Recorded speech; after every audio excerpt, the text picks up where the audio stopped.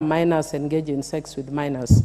Mr. Speaker, I have no problem with the proposed amendment to the Trustees Perpetual Succession Act, but I wish in that amendment they would have also brought amendments on how you change trustees when they leave or when they retire, and that is still problematic. On the issue of Utamaduni Day, I was actually very keen to listen to both the mover and the seconder to see what reason we want to remove Utamaduni Day other than the fact that it is aligned to Moi, and we may not like Moi for whatever reason. I may have no problem with Moi.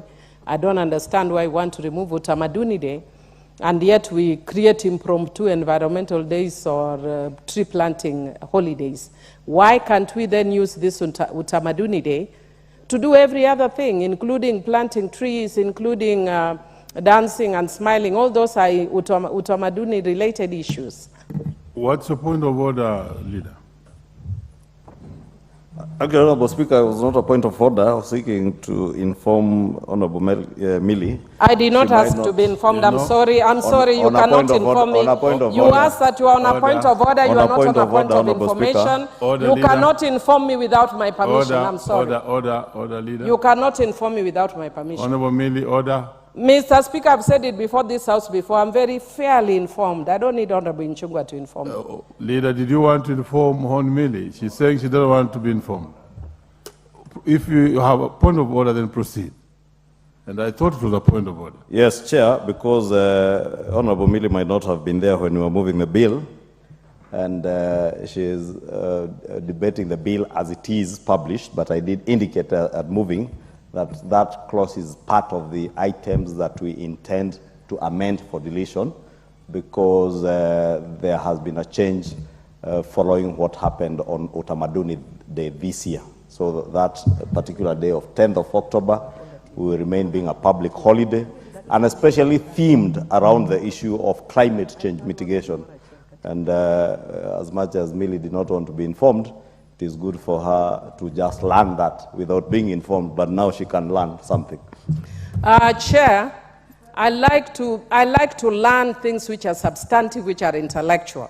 So I would want to encourage Honorable Ichungwa that next time you want to inform me at my intellectual capabilities. Don't inform me over mundane things like that, because those are things that I just raise in passing. But I talk about issues of substance. Mr. Speaker, I have a problem with the proposed amendment to the Traffic Act, Section 1179 of the Traffic Act, which provides that if any unauthorized person removes a notice affixed on a vehicle or tears or defaces the notice, they are guilty of an offense and liable upon conviction to a fine not exceeding 200 shillings. I would want, with your permission, to say it in Kiswahili, shilingi 200. And with your permission, I can say it in Kijaluo, Seling meareo.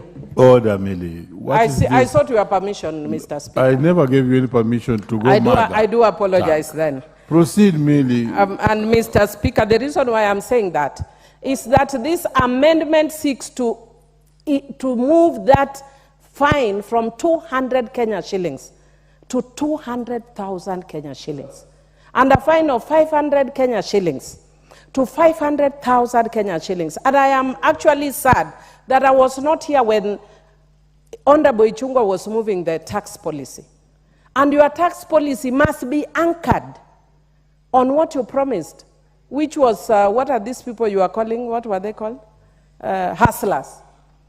Which else are you going to fine for removing a notice off a car? 500,000 Kenya shillings. Are you living in utopia? Leader, are you living in mass? Order. Are you crazy? Are you mad? Are you mental? Order, you need Millie. a mental checkup?